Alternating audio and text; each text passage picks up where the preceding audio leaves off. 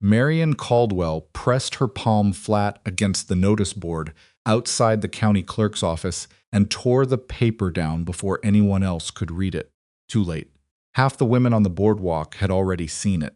Evelyn Hartwell watched from across the street, a basket of flour on her arm, as Marion held the paper up and read it aloud, not because she had to, but because she wanted to. Hartwell family debt, total sum of $412. Property to be seized within 30 days unless settled in full. Marion's voice carried like a church bell. She lowered the paper and looked straight at Evelyn, a slow smile spreading across her face. Well, I suppose that explains why they're trying to marry her off to that broken-down Maddox cowboy. No decent man would have her otherwise. The laughter that followed was not loud. Didn't have to be. It was the quiet, settled kind, the laughter of people who had already decided what a woman was worth and saw no reason to reconsider. Evelyn did not move. She stood on that dusty street with flour on her hands and heat rising through the soles of her boots, and she made herself breathe. One breath, then another, the basket handle cut into her palm. She held it tighter. If you've ever stood in a public place while someone announced your family's worst moment, like it was entertainment, if you know that particular silence that falls over a crowd when they realize they're watching someone's life come apart, then you already understand something about Evelyn Hartwell before she speaks a single word. And if this is your first time finding this channel, or if you've been watching for a while, take a moment right now to subscribe and hit that notification bell. Stories like Evelyn's deserve a witness, and I want you here for every part of it. Drop your city or country in the comments below. I want to see how far this story travels. Every name you leave tells me someone else is listening, and that means everything. Now let's go back to that street, because Evelyn hasn't moved yet, and what she does next sets the course for everything that follows. The notice had gone up 3 days after Evelyn's father, Gerald Hartwell, signed papers he hadn't fully read. That was the kindest way to describe it. The less kind way, the honest way, was that Gerald Hartwell was a man who had spent most of his adult life making decisions that felt right in the moment and unraveled slowly in the years that came after. He was not a cruel man. He was not a dishonest man. He was something perhaps more dangerous than either. He was an optimistic man with bad judgment and a deep reluctance to admit when he was in over his head. The loan had come from Aldous Finch, who ran the only functioning bank in Harrow's Crossing, and who had the particular talent of making generosity sound like benevolence and interest rates sound like a formality. Finch was a thin man with an organized desk and a habit of resting his hands flat on its surface when he spoke to you, like he was smoothing out a wrinkle you hadn't noticed yet. Gerald had walked out of that bank with $400 and the feeling that everything was going to be fine 2 years ago. Now the Hartwell property, 20 acres of drought-cracked farmland, a house that needed a new roof, and a barn with one good wall, was worth less than the debt against it. Gerald had taken sick over the winter, a rattling cough that never fully left him. Evelyn had managed most of the planting herself, while her younger brother Thomas did what he could. What they brought in from the harvest was not enough. What they had in savings was not enough. What they had left to sell was not enough. Evelyn had done the arithmetic 11 times. The number came out the same every time. Her mother, Iris, had been the one to suggest the arrangement. Not in those words exactly. Iris Hartwell said things sideways, approaching difficult subjects from an angle, like she was hoping the words might arrange themselves into something more palatable if she gave them enough room. What she said was, "There's been a man asking after you. A rancher, out near the Tallow Creek Road." Evelyn had been at the stove when her mother said this. Kept stirring, asking how. Through Reverend Albright. A pause. "He's looking for a wife." Another pause. "His name is Maddox. Colt Maddox." Evelyn had heard the name before. Everyone in Harrow's Crossing had heard the name Maddox, though not everyone said it the same way. The older men said it with a kind of neutral respect, Colt had run his family's cattle operation for 15 years and had never cheated anyone in a business deal, which was more than you could say for several men with better reputations.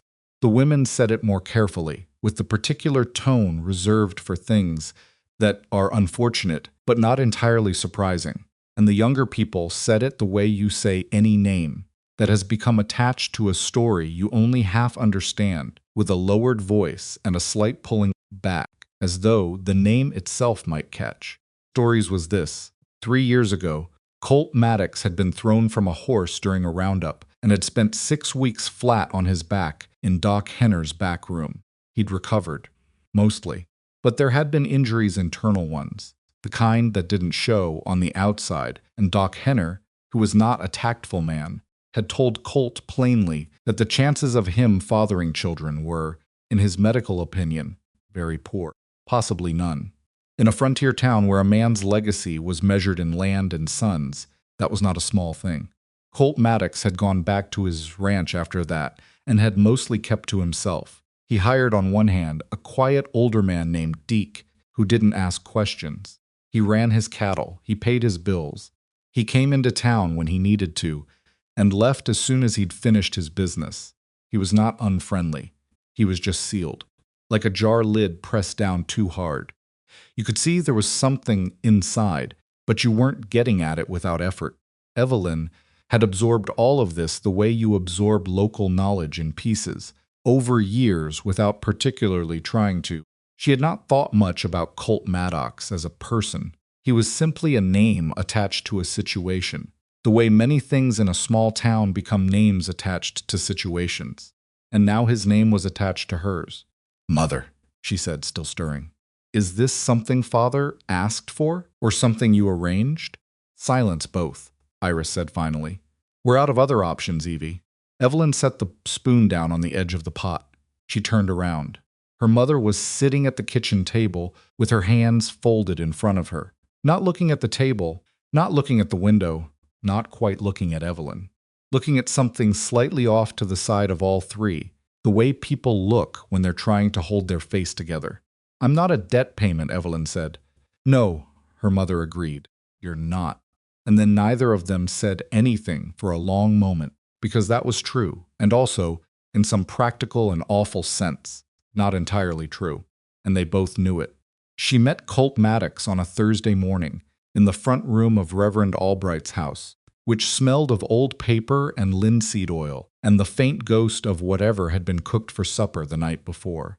Reverend Albright had stepped out to give them privacy, which meant he was standing 6 feet away on the other side of a door that didn't fully latch. Colt was already in the room when Evelyn came in. He was sitting in one of Albright's wooden chairs with his hat in his hands, turning it slowly by the brim. He stood when she entered, which surprised her. She'd half expected him not to bother.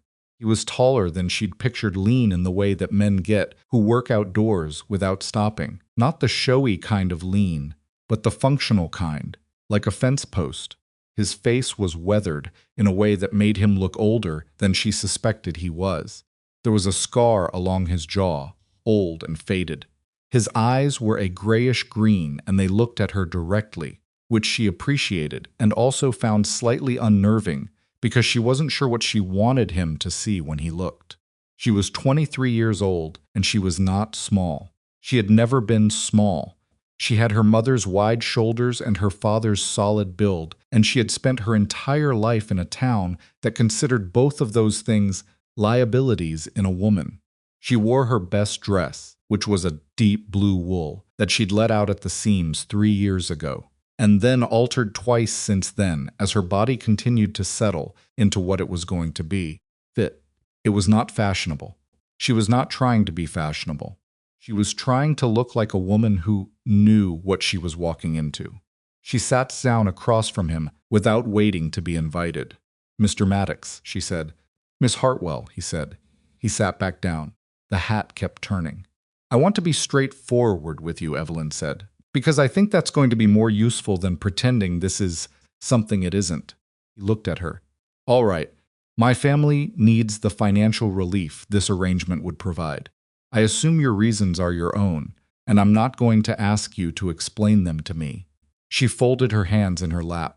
I would ask that you tell me what you expect from a wife. Not romantically. Practically. What your days look like. What you need done and what you're capable of handling yourself. Colt was quiet for a moment. Not the silence of someone who didn't know what to say. The silence of someone deciding how much of the truth to offer. The ranch has 460 acres, he said. About half that's workable. I run cattle, had about 80 head last fall, down to 63 now after a hard winter. I've got one hand, Deck Farrow. He's good, but he's getting older. Another pause. The house needs work. I've been meaning to get to it for 2 years. What kind of work? Roof in 2 places. A window in the back bedroom. Kitchen pump needs a new seal. Evelyn nodded. I can cook. I can do a kitchen garden if there's water for it.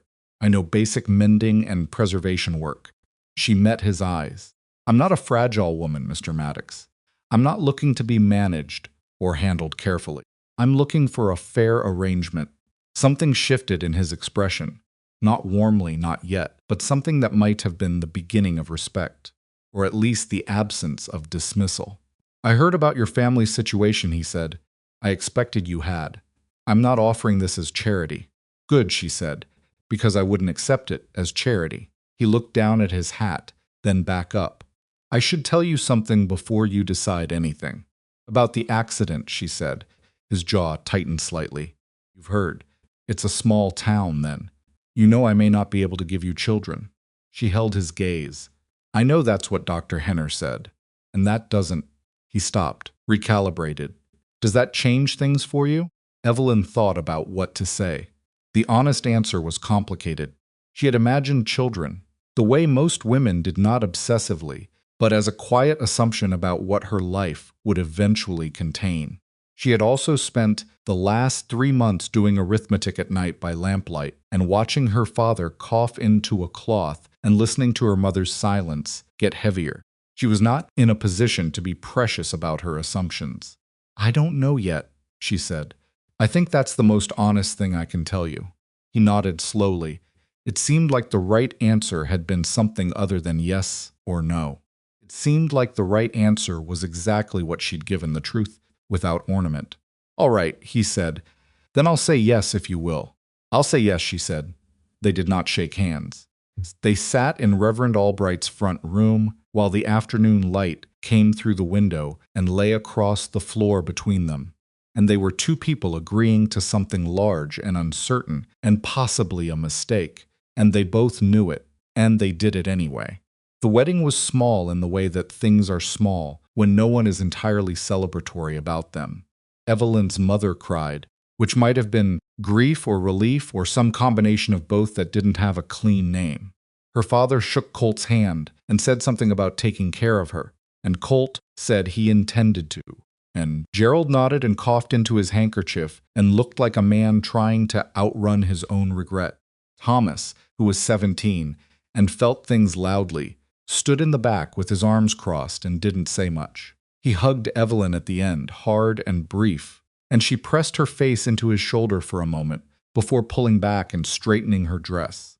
Marion Caldwell was not at the wedding because she hadn't been invited, but she knew about it because Marion Caldwell always knew. She was standing outside Purdy's general store when Colt's wagon came down the main street afterward, with Evelyn sitting beside him, and she watched them pass with a look that Evelyn caught and held, deliberately, until the wagon rounded the corner and the town was behind them. The road out to the Maddox ranch was rough and dry, and the wagon rattled in a way that made conversation difficult without raising your voice. They didn't talk much. The landscape unrolled around them, flat and wide, and the color of old straw, broken occasionally by a line of scrubby trees following a creek bed. The sky was enormous. It was always enormous out here. Evelyn had grown up with it, and still sometimes felt the weight of all that open space pressing down on her in a way she couldn't explain. She was watching a hawk working the updrafts above of the distant ridge. When Colt spoke, "You're not what I expected," he said. She looked at him. He was watching the road. "What did you expect?" A long pause. "I'm not sure." Someone more. He seemed to be searching for the word that was both honest and not unkind. He didn't find it. "I thought you might be more nervous." I am nervous, she said. I'm just not going to show it to someone I don't know yet. He glanced at her then. Something in his expression that might, if you were being charitable, be called the beginning of a smile. Didn't quite arrive, but the possibility of it was there. Fair enough, he said. The ranch came into view in the late afternoon when the light had gone golden and flat and made everything look slightly better than it was. The house was larger than she'd expected, 2 stories, which meant someone had once had ambitions for this place. But it needed what he'd said it needed and more. The barn was sound enough. The yard had a hard-packed order to it, the order of a man who believed in utility over appearance. There were no flowers, no kitchen garden, no small decorative things. Everything was strictly functional. Evelyn looked at it and thought, all right, this is what I'm working with. Colt brought the wagon to a stop and climbed down, came around to her side and offered his hand. She took it and stepped down not because she needed help, but because it was offered genuinely, without performance. I'll show you the house, he said. She followed him up the porch steps. The second step was loose, and she caught herself on the railing. He noticed and didn't comment, but she saw him file it away. She could tell by the slight set of his jaw, already cataloging what needed fixing. Inside, the house was clean but spare. Kitchen, a sitting room, a narrow staircase going up. Everything was organized, but nothing was warm. It was the house of a man who kept order out of habit rather than comfort. Colt showed her the kitchen pump, the loose seal he'd mentioned. Showed her the back window, where the frame had warped. Showed her upstairs a bedroom, a second room he was using for storage. Put fresh sheets on the bed, she noticed. They were rough, and a little stiff, but they were clean. "Can take the storage room," he said. "Give you the—" "We're married," she said. "The room is fine." He looked at her. She looked back at him without flinching. She was not being provocative. She was being practical. They were going to be living in close quarters in a small house on a remote ranch, and she was not interested in spending the next year walking on eggshells around each other in a space they were supposed to share. If this was going to work at all, it needed to start from honesty. He nodded. All right. She set her bag down on the chair by the window and looked out over the yard. The light was failing now, going orange and purple at the edges, and the land was going quiet in the way it did at dusk. The particular silence of a place that has been waiting all day for everyone to stop moving. She thought about what her mother had said. She thought about the notice board and Marion Caldwell's voice reading numbers out loud like a verdict. She thought about the arithmetic that never came out right, no matter how many times she ran it. Thought about the look on Colt Maddox's face in Reverend Albright's front room when she'd told him the most honest thing she could. I don't know yet. Wasn't much to build on, but she had built things from less. She unpacked her bag slowly, hanging her spare dress on the hook behind the door, placing her mother's small hand mirror on the windowsill where the morning light would catch it. She put her mending kit in the drawer of the bedside table. She lined up her 2 books on the narrow shelf above it. She was making a home. It wasn't much of one yet, but that had never stopped her before. Outside, she heard the creak of the porch step the loose one as Colt went back out to see to the horses. She heard him speaking quietly to them, the low, undistinguishable murmur of a man who was more comfortable talking to animals than to people. She listened for a moment longer than she needed to. Then she went downstairs to find the kitchen and figure out what she had to work with for supper. The first morning at the Maddox Ranch began before the sun had fully committed to rising. Evelyn woke in the gray dark to the sound of boots on the floor below Colt. Already moving, already working, the creak of the front door, and then the muffled thud of it closing behind him.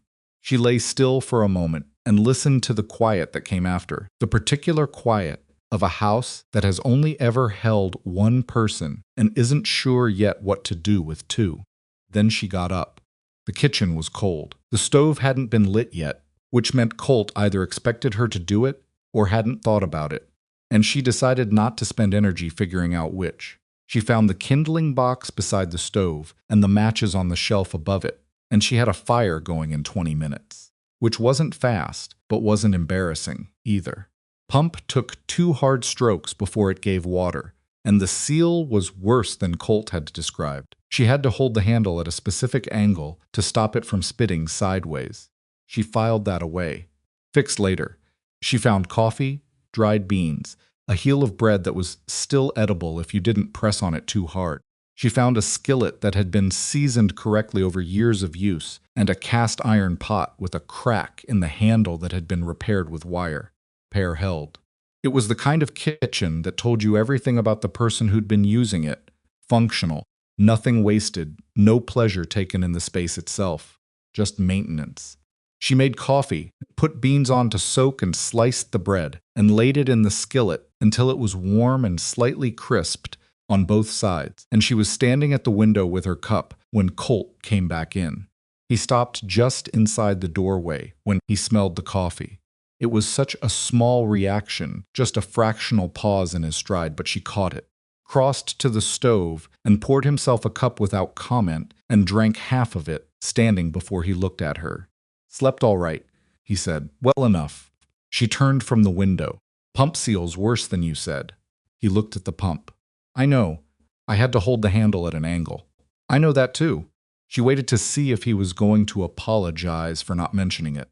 He wasn't. She decided that was all right. She wasn't looking for apologies. She was looking for accurate information going forward. "Is there a hardware store in town that would carry the parts?" Purdy's might have to order it. He drank the rest of his coffee. "I'll look at it this weekend." "I can look at it today," she said, "if you leave me the tools." He looked at her with that expression again, the one that wasn't quite surprise, but lived in the same neighborhood. He set his cup down on the counter. "Pump repairs are a particular kind of job," he said, carefully, which was the most diplomatic way he'd found so far, to ask if she actually knew what she was talking about. "My family's pump needed a new seal twice before I was 14, she said. "First time I watched. The second time I did it." A pause. "All right," he said. "Tools are in the barn. Second shelf on the left, in the red box." She nodded. He picked up his hat from the peg by the door and went back out. It wasn't warmth, but it was something. Deke Farrow was 61 years old and had the particular texture of a man who had spent 4 decades doing physical labor in all weathers, permanently weathered, permanently unhurried, with hands the size of small shovels, and a face that expressed very little but understood considerably more. He came in for the noon meal the first day and sat at the kitchen table without being invited, which told Evelyn that was already his habit, and she was the one who was new to it. She put beans and bread and a sliced onion on the table and sat down across from him. He ate without ceremony. "You're the Hartwell girl," he said, not unkindly. "I am," she said. "Heard your family had a rough go of it." "We did." He ate for a while. She ate too. Colt wasn't in, yet he was still out working the south fence, he'd said, and would eat when he got in. "He's not a bad man," Deke said, with no lead-in and no particular emphasis, like he was reporting a weather observation. "I didn't think he was," Evelyn said. "Some people in town think otherwise. Think he's odd. Difficult." Deke turned his bread in his hands. "He's not difficult. He's careful. There's a difference." She looked at him. He was looking at his plate. There was something deliberate about the way he said things, like a man who had learned to be very precise, because imprecision had cost him something once. "Careful about what?" she asked about. He paused, chewing, about getting attached to things that might not stay. Kitchen was quiet for a moment. Outside, a crow landed on the fence post. She could see through the window, and then left again immediately, as if it had arrived at the wrong place. "That's useful to know," she said. Deke looked up at her then, briefly and directly. Something that might have been approval moved across his face, and then was gone. He finished his meal and pushed back from the table and rinsed his own plate at the pump, which surprised her, and went back out without ceremony. She sat with her coffee for a moment after the door closed, careful about getting attached to things that might not stay. She thought about Colt in Reverend Albright's sitting room, hat turning in his hands, telling her about Doc Henner's opinion of his future. She thought about the way he'd asked, and that doesn't change things for you, like he was waiting for something, to confirm something he already believed. She hadn't come here with romantic expectations. That had never been the arrangement. But she had come here intending to stay, and she was beginning to understand that in this particular household, staying would have to be demonstrated, not just declared. That was all right. She'd demonstrated things before. Pump Seal took her most of the afternoon, and one broken fingernail, and a long moment of genuine uncertainty when she got the housing off, and the internal components looked different from what she remembered. She sat back on her heels and stared at them, and thought hard, and then decided she was overthinking it, that a seal was a seal, and she wrapped the new packing material she'd found in the bottom of the red toolbox, and reassembled it and primed it, and held the handle straight this time, and water came out clean and direct, without a single sideways as spray. She stood up slowly, wiping her hands on her apron. Her knees ached, her back ached, she was satisfied. Colt came in an hour later, and she gestured at the pump with her chin. He walked over and tested it, twice, and the handle moved smooth, and the water came clean. He turned it off and stood there for a second, with his hand still on the handle. "Good work," he said. 2 words, delivered without performance. She understood somehow that this was not a man who said things he didn't mean, which also meant he didn't say most things at all, which meant 2 words. From him was a fair equivalent of a sentence from someone else. "There's a split in the packing housing," she told him. "I wrapped it for now, but it'll need replacing by fall. I'll order the part." He looked at her hands, at the grease, still under her nails despite her washing. He didn't say anything about it. He went upstairs to wash before supper. She had learned something today. Small but real. The town came in waves the way towns do. The first wave was curiosity, the careful, socially acceptable kind that dressed itself up as neighborliness. Women from town came out the second week with small offerings, a jar of preserved plums, a cutting from a rose bush, a pattern for a winter quilt. They sat in Evelyn's kitchen, her kitchen. She was already thinking of it as hers, and drank her coffee, and looked at everything with the particular attention of people cataloging details they intended to report later. She was cordial. She was not warm, precisely because warmth required trust, and she didn't trust most of them yet. But she made good coffee, and she listened when they talked. And she answered questions without volunteering anything they didn't ask for. She understood the transaction. She was being assessed. She let them assess. What she heard, sometimes said directly, and sometimes said in the space between polite sentences, was this: they had expected her to be miserable. They had expected her to be overwhelmed, or weeping quietly behind the competent face, or visibly unhappy in the small ways that leak out of a person no matter how carefully they seal themselves. They had expected, Evelyn understood, confirmation of what they'd already decided, that a woman sent to marry Colt Maddox under these circumstances, out of financial necessity, could not possibly be anything other than a cautionary tale still in progress. She was not miserable. She was tired and she was adjusting, and she had moments, usually in the early evening when the work of the day was done, and the house got very quiet, when she felt the particular loneliness of a life that hadn't yet become familiar. But she was not miserable, and that she could see confused them. The second wave was more direct. It came in the form of Marion Caldwell, who arrived on a Wednesday morning without a jar of plums or a rosebush cutting, or any pretense of neighborliness at all. Came with her friend Hattie Price, who was not as cruel as Marion, but found cruelty entertaining when someone else was doing the work. They knocked, and Evelyn opened the door, and Marion looked at her, the way she'd looked at her from across the street. On the day the notice went up, that assessing, faintly satisfied look, like she was checking to see if the damage had progressed.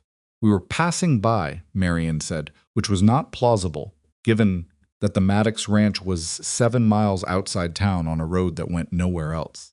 "Come in," Evelyn said. She was not going to give Marion the satisfaction of a closed door. She made coffee she didn't want to make for guests she hadn't wanted, and set it on the table and sat across from them and waited. Marion looked around the kitchen with the thoroughness of a tax collector. "You've settled in," she said. "I have. It must be different from what you were used to." In some ways. Marion turned her cup in her hands. I remember when Colt's mother kept this kitchen. She had curtains on those windows. Yellow ones. A pause. But I suppose you have other priorities. Evelyn looked at the bare windows. She had in fact been meaning to make curtains. She had a piece of cotton muslin she'd been setting aside. She had simply not had time yet. But she understood that this was not about curtains. This was about establishing that Evelyn was failing at something, even if you had to look hard to find the failure. Curtains are on the list, she said pleasantly. Hattie looked out the window and said nothing. Marion tried a different angle. It's a lot for one woman to manage, she said. Property this size. With a husband who, she stopped. She let the pause do the work. She was too careful to do herself. Who what? Evelyn said. Marion smiled. Who has so much on his mind? I only mean it must be lonely, all the way out here, with no children to keep you company. There it was. Thing beneath the thing. Evelyn looked at Marion Caldwell across the kitchen table, that was her kitchen table now, and thought, you came all the way out here for this. 7 miles on a dusty road, because you needed to watch me flinch. I'm not lonely, Evelyn said. I'm busy. There's a difference. She picked up her cup. How is your family, Marion? I heard your husband's feed contract with the Delmore operation fell through last spring. Color that moved across Marion's face was worth 7 miles of dusty road. We're fine, Marion said tightly. Thank you for asking. They left 20 minutes later. At the door, Marion turned back once with that smile that never quite reached her eyes. I do hope things work out for you, Evelyn. I really do. Evelyn held the door and smiled back, the same kind of smile. I'm sure they will. She closed it and stood in the hallway for a moment and breathed. Then she went and found the muslin and cut the curtains. October arrived with a cold that had teeth in it. Cattle needed moving to the south pasture where the grass was holding better, which meant 3 days of work that Colt and Deke couldn't do alone at the pace they needed. Evelyn had been watching the operation long enough by then to understand the basic mechanics, and she said so at breakfast one morning, in the straightforward way that she was learning was the only way to say things in this house. I can ride, she said. Colt looked up from his plate. I know you can. I've seen you on the mare. Then let me help with the move. It's a hard 3 days. I've had hard 3 days before. He looked at her for a moment. She looked back. Deke was very interested in his coffee. You'll do what I tell you, Colt said. No improvising. Understood. And you'll tell me if you can't keep up. Not after during. She understood that this wasn't an insult. It was a man who needed reliable information from the people working with him and couldn't afford to waste time on reassurances that turned out to be wrong. Agreed, she said. She could keep up. It was not easy 3 days in the saddle in October cold, covering rough country, managing animals that had opinions, but she could keep up. Her body ached in specific and new ways by the end of each day, and she was grateful for the cold water in the basin each night because it kept her from feeling sorry for herself, kept pace, and she followed Colt's directions. And when she made mistakes twice, specifically misjudging a gap in the herd and losing the position she'd been holding, she corrected without drama and got back to her station. By the end of the second day, Colt had stopped giving her the checking glances he'd started with, not because he was ignoring her. She could tell the difference by now, but because he had recalibrated. She was reliable. He filed that away, the same way he filed everything else. On the evening of the third day, when the cattle were settled in the south pasture and the horses were put up, and they were all 3 of them eating supper in a silence, too tired to be uncomfortable, Deke said to no one in particular, "Good work these 3 days." Colt looked at Evelyn briefly. It lasted less than a second. Then he went back to his plate. It was enough. The dreams started in November. She didn't talk about them. There wasn't a version of that conversation she wanted to have. Not yet. Not with a man she was still learning. But she'd lie awake in the dark after them and listen to Colt's breathing, steady, slow, the sleep of someone who worked too hard to lie awake. And she'd think about her mother's kitchen and Thomas's voice coming up through the floorboards and the smell of her father's pipe on a winter evening. Things she hadn't thought about missing until she was far enough from them to feel the distance. She'd gotten one letter from Thomas since the wedding. It was short and written in his careful, slightly too large handwriting, and it said that their father's cough was better, which she knew was probably only half true, and that the debt was being managed now, which was entirely because of this arrangement, and that he hoped she was getting on all right. He'd signed it, your brother, who thinks about you. She'd folded that letter very carefully and put it in the drawer with her mending kit. She wrote back and told him she was getting on, that the ranch was hard but good work, that the man she'd married was not what either of them had feared. She didn't say more than that. There wasn't more that was easy to say yet. What she didn't write was that she'd started to notice things about Colt Maddox that didn't fit the version of him the town had decided on. The way he spoke to animals, not baby talk, not performance, but genuine conversation, like he was explaining things to someone who deserved an explanation. The way he had memorized, without seeming to try, every weak spot on the property, every board, every latch, every place where the winter was going to push through if they didn't stop it first. The way he'd found her mother's mirror on the windowsill the first week and never once commented on it, just worked around it when he was near the window. She didn't write that she'd come in from the kitchen garden one afternoon to find him sitting at the table with a book, a thin, worn one with half the cover missing reading, with the concentration of someone who didn't do it often but did it seriously. He'd looked up, and there had been a flash of something that might have been self-conscious on consciousness, and he'd set the book face down on the table. "What is it?" she'd asked. He'd turned it over. "Survey history. This territory, 1850s. She'd sat down across from him. "Any good?" He'd looked at her. "Parts of it." "Which parts?" And he'd talked for 10 minutes, which was probably the most. She'd heard him say it once in 2 months, about the original survey lines in this county and how half the property disputes in Harrows. Crossing traced back to one cartographer's error in 1857. He spoke with the focus of a man who'd been thinking about something for a long time and hadn't had anyone to say it to. She'd listened without interrupting, and when he'd finished and seemed to register how much he'd said, she'd just told him that was interesting, because it was. After that, he sometimes talked at meals. Not much, but sometimes. The first real fight came in December over something that mattered, and also something that didn't matter at all, the way first real fights usually work. Evelyn had arranged, through a letter to her brother, to sell 3 of her mother's quilts to a dry goods operation in Millhaven that was looking for handmade goods for the winter market. It was not a large sum, $12 total, but it was money she'd arranged on her own time, with her own labor, and she'd intended it as a contribution to the household account. She told Colt about it over supper on a Thursday. He put his fork down. "You arranged a business transaction without telling me," he said. "I arranged a sale of my own work," she said. "Quilts I made. From wool we have stored here. 2 pounds of it, from the back shelf where it's been sitting since before I arrived. Place it. That's not the point." "Then what is the point?" He looked at her, and she could see the thing he was trying to say, getting in the way of his ability to say it. He was a man who dealt in practical objections, because practical objections were clean and had right answers. What he was actually feeling was not a practical objection. What he was feeling was something like having the ground move slightly under his feet, a small shift, a reminder that this house was not only his anymore, that another person had agency in it and would exercise that agency in ways he hadn't anticipated. That was frightening to him. She understood it. She also wasn't going to pretend the sale hadn't happened. "The money's going into the household account," she said, "for repairs on the north fence. I already know that's what you're planning to use the next surplus for." A pause. "How do you know that?" he said.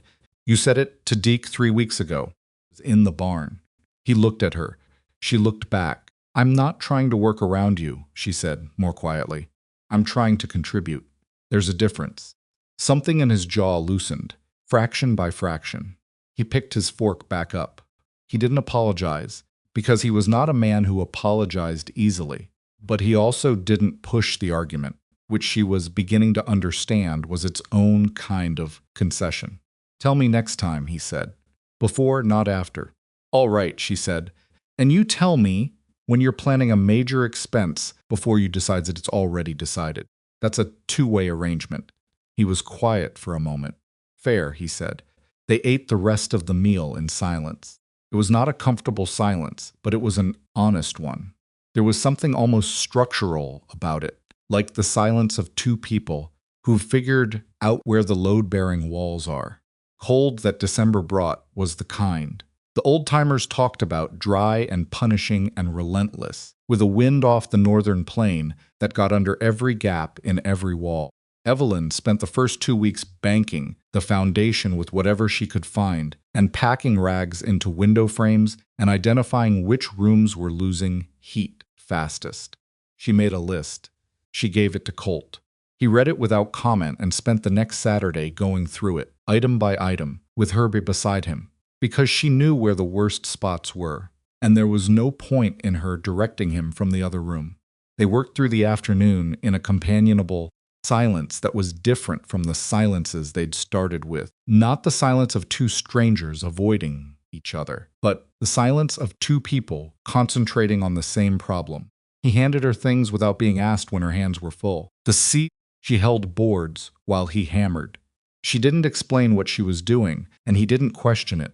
When they were done, the house was warmer by a degree that was felt rather than measured, that particular satisfaction of having closed off something that had been bleeding heat for years. Evelyn was cleaning sawdust off the kitchen table when Colt said, from the doorway, "My mother used to keep lavender in the bedroom." For the cold months, she turned to look at him. He was looking at the window, the one with the new frame she'd cut the muslin curtains for.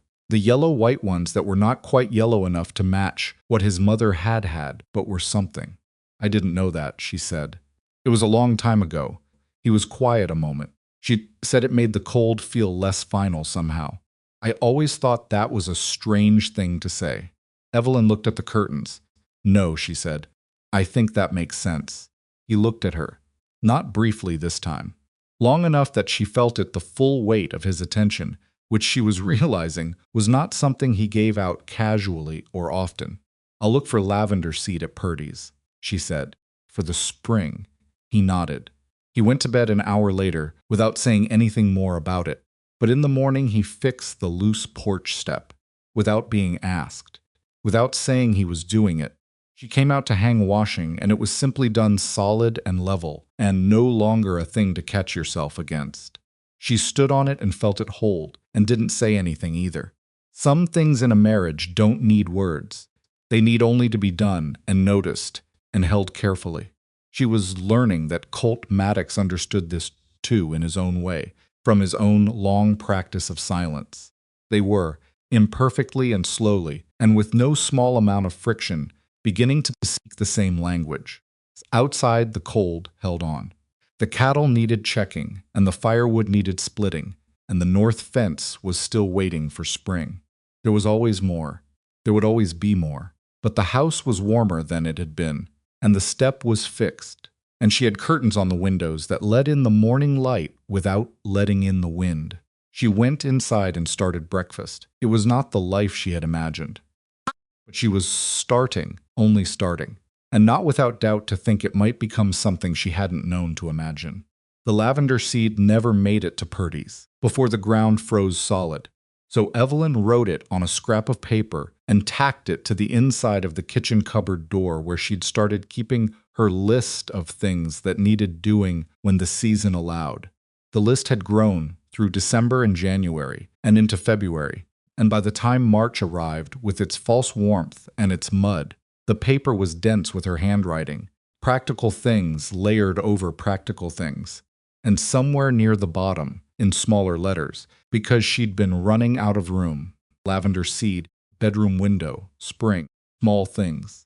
The kind that accumulate quietly and tell you, if you're paying attention, that you've started to think in terms of seasons rather than days. That you've started, without deciding to plan ahead. She noticed it herself one morning in early March while she was going over the kitchen accounts, a habit she'd started in January, that Colt had initially said nothing about, and then gradually began leaving receipts for folded and set on the table's corner without comment, which was as close to an invitation as he generally offered. She was adding columns, and her mind was already calculating what they'd need for spring planting, what they could reasonably afford after the north fence repair, whether the cattle numbers were going to hold, or whether they'd need to sell 2 more head before summer. She was thinking about this place as though it were hers to plan for, as though she intended to be here long enough for the plans to matter. She set the pencil down and looked at the kitchen and thought, when did that happen? No clean answer came. It had happened the way the cold had gone gradually, then all at once, in the way that significant things tend to move when you're too busy to watch them closely. Spring came in hard that year. Too much water, too fast, the creek running high and brown and loud behind the south pasture, the low field standing in 2 inches of standing water for 3 weeks running. Colt lost 8 head to a lung sickness that came on fast in the wet cold, and there were 4 days in April where he came in from the pasture with the specific expression of a man absorbing loss and calculating damage at the same time, saying very little, eating without tasting anything. She didn't push him to talk. She had learned enough by now to know when he needed quiet and when he needed company, and these were days for quiet. She put food on the table and kept the stove going and let him sit with whatever he was working through. But one evening, after he'd been staring at the same spot on the wall for 20 minutes, she said, "Tell me what the numbers look like." He looked at her. "It's not good. I know it's not good." "Tell me the actual numbers," he told her. It was not good. 8 head at current market, the fence repair still outstanding. A dry goods bill at Purdy's they'd been managing in installments. She listened without reacting. Then she pulled the kitchen account paper toward her and wrote it all down and started working through it. "We can sell the 4 heifers we were going to hold back," she said. "Not ideal, but it recovers most of the loss. And I've been looking at the east field if we plant oats. Instead of the second corn rotation, the yield per acre should be higher given the soil drainage patterns."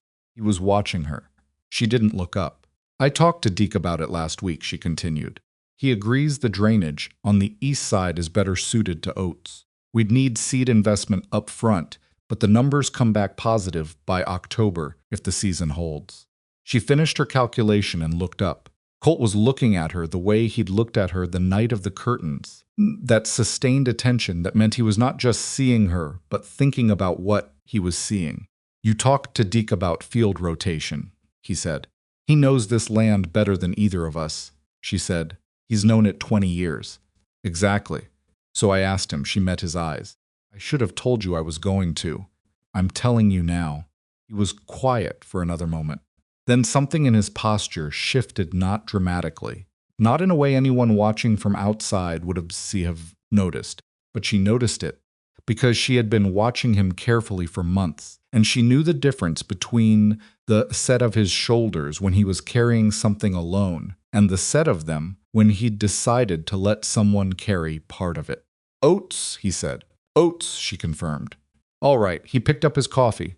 "Tell me the rest of what you and Deke came up with," she told him. He listened. He pushed back on 2 points, and she pushed back on one of his pushbacks, and he conceded the smaller one and held the larger one, and she decided that was fair. By the end of it, they had something resembling a plan for the spring and summer that neither of them had arrived at alone. She went to bed that night, feeling something she hadn't felt in a long time, the specific satisfaction of being useful in a way that actually mattered. Not just managing, not just enduring, actually contributing to something that was going to determine whether this place survived. It was in April that Doc Henner came out to the ranch. Came on a Tuesday, uninvited, which was his way. Doc Henner considered himself above the social convention of advance notice, a position he'd held for 30 years and showed no signs of revising. He was 67 and had the blunt sociability of a man who had seen too much to bother with the polite approach to difficult information. Evelyn was in the kitchen garden when she heard his wagon. She came around the side of the house to find Colt already in the yard, and the 2 men standing with the particular body language of people who have a complicated history and are managing it. "Henner," Colt said. "Maddox." Doc Henner climbed down from the wagon with the careful deliberateness of a man whose knees had announced their retirement some time ago. He looked at Evelyn. "This the wife?" "Evelyn Maddox," she said, which was the first time she'd used that name out loud, and she noticed the slight thing it did to Colt's face when she did. Henner looked at her directly, the way doctors look at people assessing without asking permission. "Good. I wanted to talk to you both." They went inside. She made coffee because that was what you did. Henner sat at the kitchen table and set his bag beside him and folded his hands on the table in the way of a man who was organizing what he was going to say. "I've been thinking about what I told you 3 years ago," he said to Colt. Colt was standing by the window. He said nothing. "I was not wrong," Henner said, with the particular precision of a man who was also not entirely comfortable. "The injury was significant, and the damage was real. I stand by my assessment of the situation at the time." He paused. "However, my colleague in Millhaven Fairfield, you might know the name has done more extensive work in this area than I have, and his experience suggests I may have been categorical in a way the evidence didn't entirely support." The kitchen was very quiet. Evelyn looked at her coffee cup. She looked at Colt. His face was not readable, or rather, it was readable, only to someone who'd been reading it long enough, and what she read was very carefully not reacting. "What are you saying?" Colt said. It was not quite a question. It was the voice of a man who needed the words to be exact. "I'm saying that the type of injury you sustained does not universally produce the outcome I described. In some cases, the function returns partially. In some cases, it was never as compromised as the initial examination suggested." Henner picked up his coffee and drank it and set it down.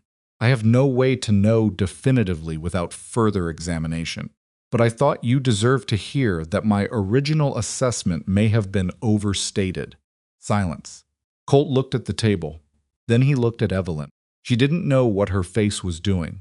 She was aware of it the way you're aware of your own hands in a moment of shock present, attached to you, not entirely under your control.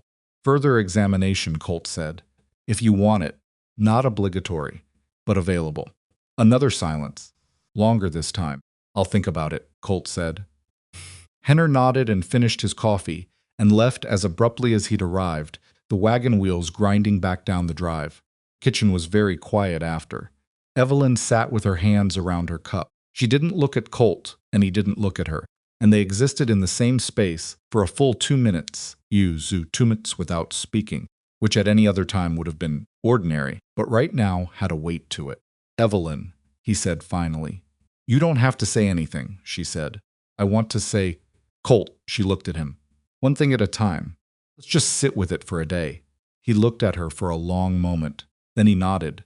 They sat with it for more than a day.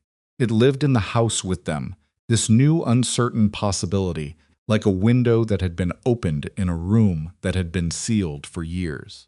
The air that came through was not cold exactly.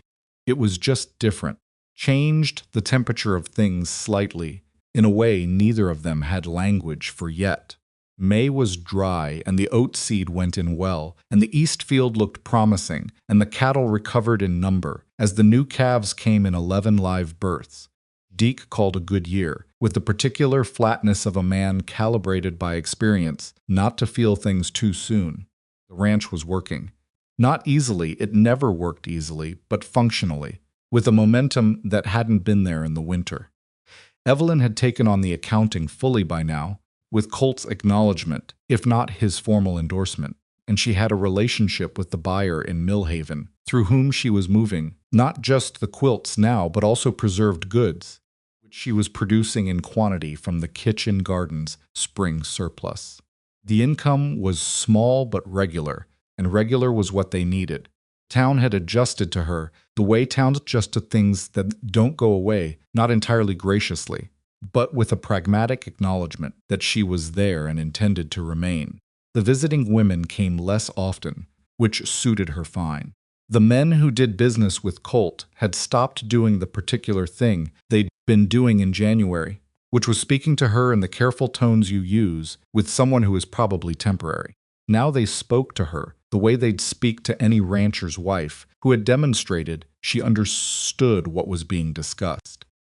Marian Caldwell avoided her with a thoroughness that Evelyn found almost flattering. It was Hattie Price, who came to her in June alone, without Marian, and sat in the kitchen with the slightly compressed expression of someone who has been wanting to say something for a while and has finally decided to say it. "I owe you an apology," Hattie said. Evelyn looked at her. "Do you?" I laughed.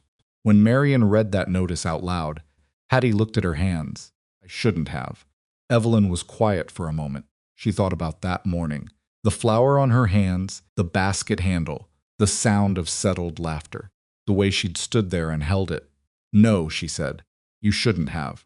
"I know." Hattie's voice was slightly strained. Marian has a way of, she makes things feel permissible that aren't. That's not her doing. That's yours. Hattie looked. "You knew it was wrong before you did it," Evelyn said. "Not cruelly, just cleanly." Marian didn't change that, made it easier to ignore. Hattie was quiet for a long time. Then she nodded stiffly, with the look of someone absorbing something they deserved to absorb. They drank their coffee. The conversation eventually moved to other things: the oat crop, the price of dry goods, the new family that had taken the Greer property 3 miles north. It was not a warm conversation, but it was an honest one, and Evelyn had come to value honesty more than warmth, having found it considerably rarer. After Hattie left, she stood at the kitchen window and thought about the woman she'd been on that street, in the fall, standing with flour on her hands, absorbing it, breathing through it, not running. She had been afraid then, not of Marian, not exactly. Afraid of what it meant that this was her situation. Afraid that it confirmed something she'd been told about herself for most of her life, that she was the kind of woman things happened to, rather than the kind who made things happen. She was not afraid of that anymore. She wasn't sure exactly when it had changed.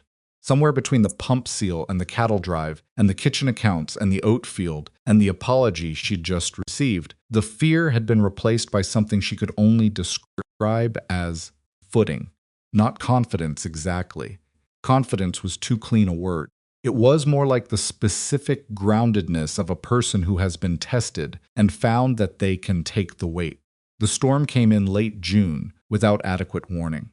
The sky had been building for 2 days a particular quality of light, a stillness in the afternoon air that Deke described as wrong, in the way he described most concerning things, simply without elaboration. Colt had been watching the northwest with the look of a man performing a calculation he didn't like the result of. He moved the cattle to the higher ground of the north pasture on the second day, which required most of the daylight hours, and all 3 of them. "How bad?" Evelyn asked him that evening. "Don't know yet." He was looking at the horizon where the clouds had been building into something tall and dark and organized. Could be nothing. Could be. He stopped. "Tell me what to prepare for." He looked at her. He had stopped, months ago, using the particular pause he'd used at the beginning, the one where he was deciding whether she could handle the real answer. He just gave the real answer now. The creek floods. It happened in '89 and again in '94. The low field goes completely. If it's bad enough, the barn takes on water in the northeast corner. He paused. The Calloway's place is in the creek bottom, 2 miles north. If it goes like '94, they'll need to move their livestock before morning. How long do we have? He looked at the sky. Maybe until midnight, maybe less. She was already moving back toward the house. Pack supplies. What do the Calloways need most? Evelyn. What do they need most, Colt? A beat. Rope. Dry tinder if we can manage it. They've got 6 horses and 2 milk cows. They'll need hands. The water moves fast in that bottom. She packed in 40 minutes. She'd never packed emergency supplies before, but she thought about it, the way she thought about everything practical, what was actually needed, in what order, without anything extra. Rope matches sealed in a tin, a lamp, her heaviest wool coat, 2 pairs of work gloves, packed food, hardtack, dried meat, the coffee tin. She filled the water jars last. The thunder started while she was still packing. Not the rolling kind, the cracking kind, close and immediate, the kind that meant the storm was not circling but arriving. Colt came in as she was fastening the pack. He looked at her. He looked at what she'd assembled on the kitchen table. "The rope's in the barn," she said. "On the left side, second beam, I saw 3 coils yesterday." "I know where the rope is," he said, but not unkindly. He was looking at her with that sustained attention again. "You don't have to come, I know. I don't have to. It'll be dangerous in the dark with water moving. I know what moving water looks like, Colt. I grew up 200 yards from Tallow Creek." She picked up her coat. "Are we going? Or are we talking about going?" Something crossed his face, quick, complex. Something she couldn't fully name. Picked up the pack.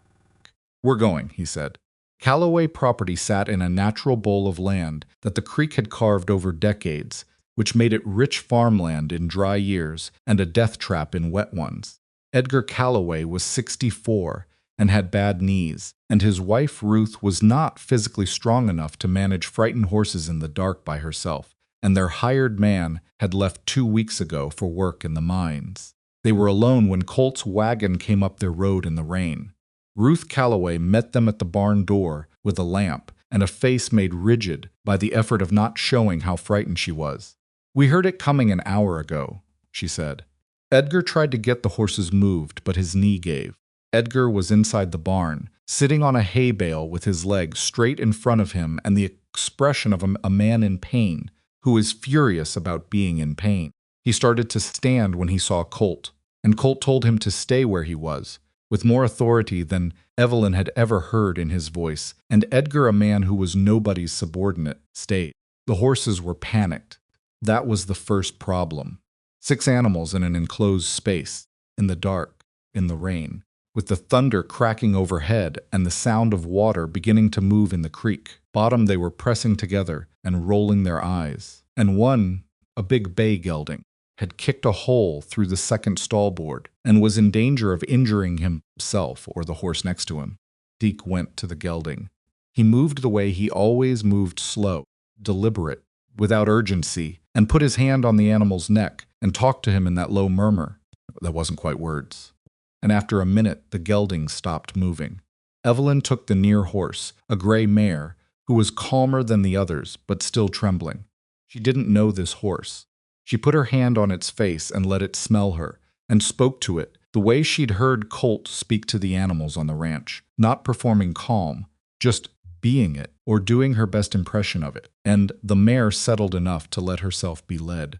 They worked in the rain for 2 hours, moving horses first, then the milk cows, up the slope to higher ground and into the Calloway's hay shed, which sat on a natural rise 30 yards from the barn. The water came up faster than Colt had expected. Within the first hour it was at the barn floor, and by the time they had the last cow secured, the barn's ground level had 4 inches standing, and the creek was a sound that filled everything, low and continuous, and insisting. At one point, Evelyn went back into the barn for the last of the tack worth-saving bridles. A saddle that Edgar had mentioned was his father's, and the water was at her ankles when she went in, and at her shins when she came out, and it was moving with enough force that she had to lean into it to keep her feet. Colt was at the door when she came out, and he took the saddle from her without a word and then kept hold of her arm until they were on higher ground. He didn't let go of it right away when they stopped. She didn't pull away.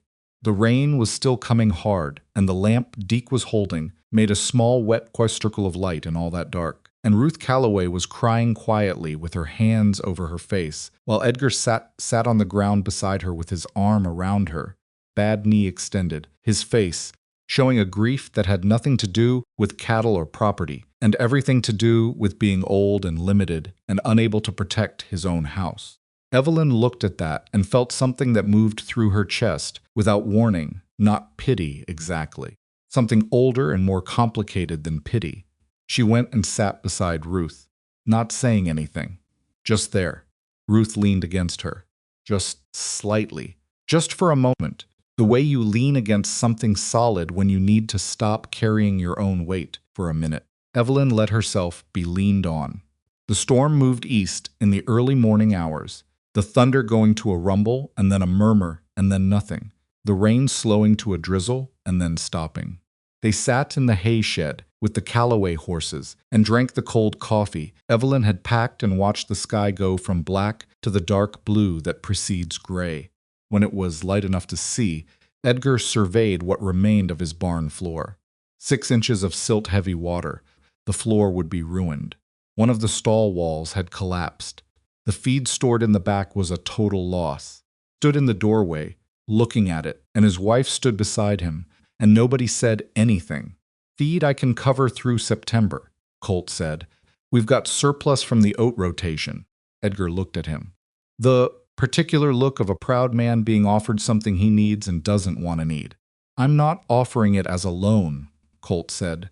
You helped my father with his south field in '87. I know because he told me. Edgar looked away. He nodded once, tight and brief. I'll get that stall rebuilt before fall, he said. Don't need to take charity on the labor. Didn't ask you to, Colt said. Evelyn was watching this exchange and thinking about what Deke had told her. In that first break, careful about getting attached to things that might not stay. She thought about the man who had sat across from her in Reverend Albright's front room, turning his hat in his hands, sealed. The man who was standing in a ruined barn doorway at dawn, offering feed stores because a debt of 30 years had come due, and he understood what debts meant. He had always been this. She had simply been getting close enough, slowly enough, to see it. They got home as the sun was fully up, wet and exhausted and silent, in the way of people who have done a hard thing together. The low field, as predicted, was standing water. The barn's northeast corner had taken on moisture, but not enough to cause serious damage. The house was fine. Deke unsaddled the horses and went to his bunk without ceremony. Colt and Evelyn stood in the yard for a moment in the early morning light, both of them still damp, both of them looking at the field. The oats will survive if the water drains. In the next 48 hours, she said, should drain. The east field's higher. A pause. You did well last night, he said. Quiet, not looking at her, looking at the field. We all did. He stopped. Started again, going back into the barn. When the water was moving. That was stop. She waited. That took nerve, he said. She looked at the side of his face. The scar along his jaw old and faded. The lines around his eyes that had deepened through the winter. The particular set of his face that she had learned over these months contained considerably more than it showed. The saddle was Edgar's father's, she said. He would have gone back for it himself. He just couldn't. Colt was quiet for a long moment. I know, he said. They went inside. She made breakfast not because she had energy for it, but because they needed to eat, and that was what you did. He sat at the kitchen table, and she could feel him behind her, the specific quality of his presence, which had changed over these months from a thing she navigated around to a thing she was. In some way, she still didn't have words for, oriented toward. She put the plate in front of him and sat down across from him. He ate. She ate. The morning light came through the muslin curtains and lay across the table between them.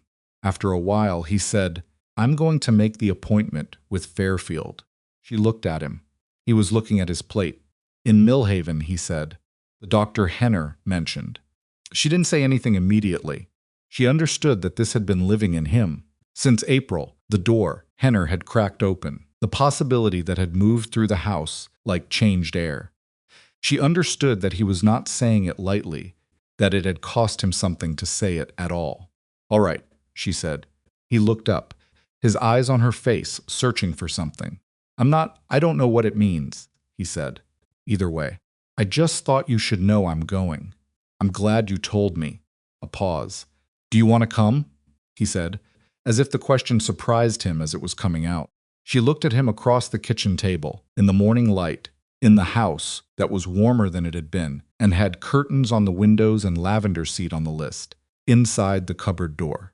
She looked at this man, who was not what she had feared, and not what the town had decided, and not what even he seemed to fully understand himself to be. Yes, she said, I want to come. Outside, the wet field glittered in the early sun, the water catching light and throwing it back. The oats would survive, or they wouldn't. The creek would drain, or it would take longer than they hoped. There would be more hard things. There were always more hard things out here, with land like this and a sky that didn't make promises. The house held. The step was fixed. And across a kitchen table at dawn, with mud still on their boots and exhaustion in their bones, two people were learning carefully, imperfectly, with the specific friction of two people who had both been managing alone for too long, that some doors, once opened, cannot be mistaken for walls. The road to Millhaven was 4 hours by wagon on a good day, and this was not a good day, the ruts left by the day. Storm had dried into hard ridges that sent the wheels juddering and made conversation difficult without raising your voice. They didn't talk much in the first 2 hours. Evelyn had brought mending, which she could do without looking at her hands, and Colt drove with the focused quiet of a man who had decided to do a thing and was not going to revisit the decision between here and there. She watched the land pass. This was country she'd grown up looking at, and still couldn't say she fully knew, too large, too various, always showing you a different face, depending on the light and the season. After the storm, it had a scrubbed quality, everything washed clean and then dried back into itself. The creek they crossed 3 miles out of the ranch was still running high and brown, but had pulled back inside its banks. The low field beyond it had mostly drained. The oats were going to survive. She had checked twice before they left. An hour out of Millhaven, Colt said, "I don't want to make too much of this." She looked up from the mending. He was watching the road. "The appointment," he said. "Whatever Fairfield says, I don't want us to be—" He stopped. "I've been thinking about how I built things around what Henner told me, the way it became just a fact I organized around. And now if the fact is different, I don't know how—" He stopped again. She waited. "I don't want something so much that I can't think straight about it," he said. She looked at him for a moment. At the side of his face, the careful set of his jaw. The man who had spent 3 years sealed around a particular grief and had organized his entire interior architecture around the absence it created. "That's a reasonable thing to be careful about," she said. "But wanting something doesn't make your thinking crooked. Pretending you don't want it does." He glanced at her. "Brief, quick. You want it too," he said, not a question. She looked back at the road ahead. "I told you in Reverend Albright's sitting room that I didn't know," she said. That was true then, a pause. It's not still true.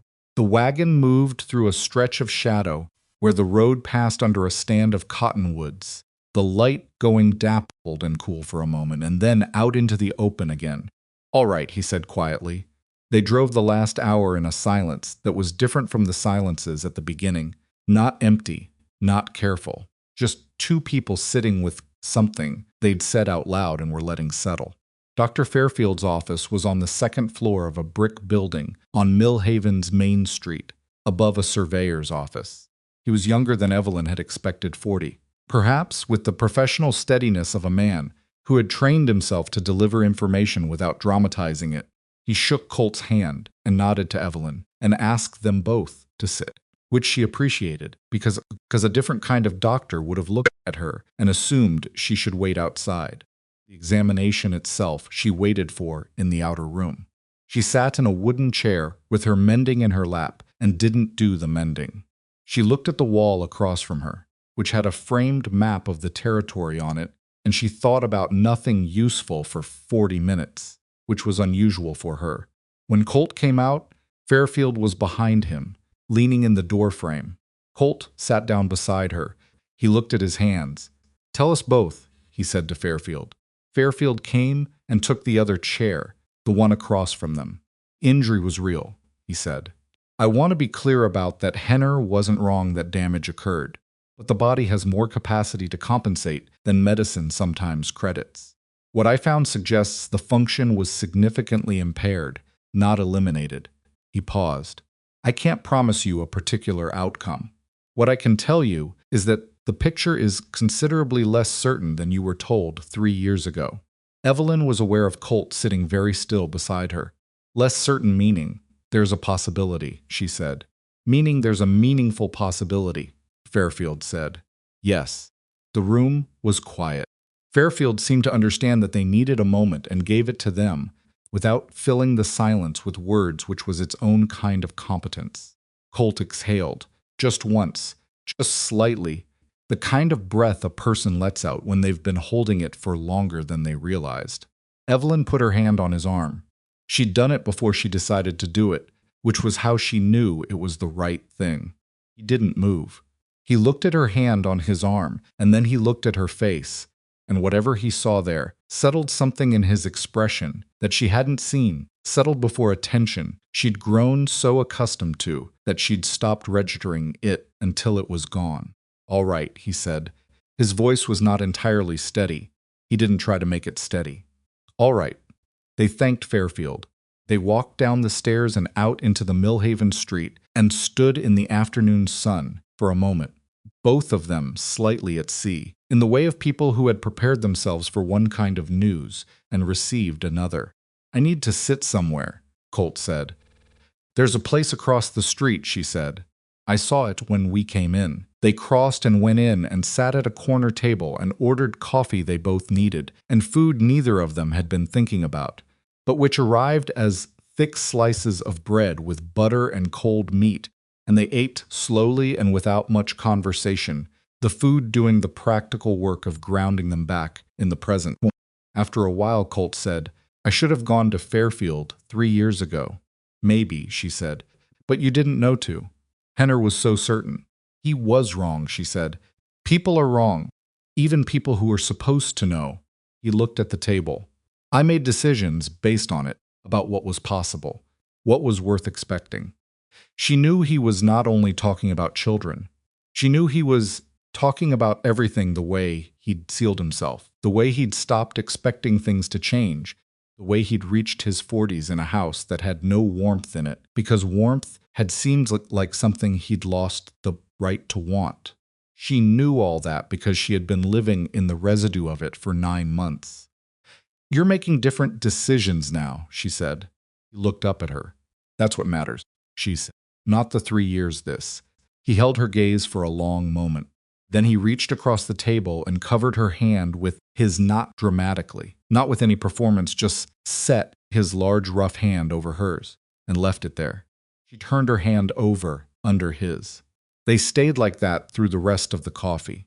The drive home was slower because they stopped twice, once at a dry goods in Millhaven, where she picked up the lavender seed she'd had on her list since March, and once because a wheel developed a wobble that turned out to be nothing serious.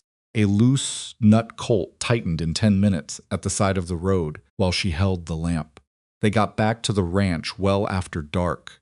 Deke had left the barn light going, which meant he'd waited up long enough to know they weren't coming back at a normal hour, and had decided to go to bed without worrying about it, which was his way. Evelyn planted the lavender seed the next morning in a strip along the bedroom window, in soil she amended with compost from the kitchen pile. It wasn't the right season, precisely she knew that, but the seed packet said it was hardy, and she'd done more with less favorable conditions before. She'd find out in the spring whether it took. She stood up from her knees when she was done and looked at the bare dirt and thought, well, now it's in the ground. The rest is waiting. August, when Harrow's Crossing changed the way it looked at Evelyn Maddox.